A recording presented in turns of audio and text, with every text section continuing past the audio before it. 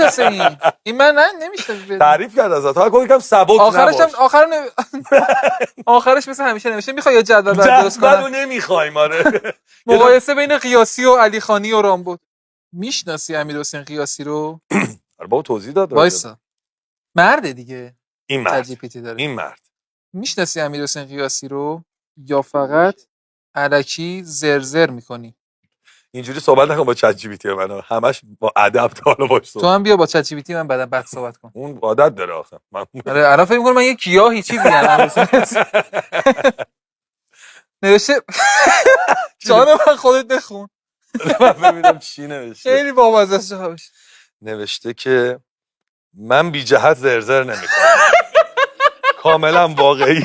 خواستی بیشتر آشنا بشی پس دقیق مستند برات بده. اینی که این وایسو گذاشت من نبودم، خود امیرحسین قیاسی بود.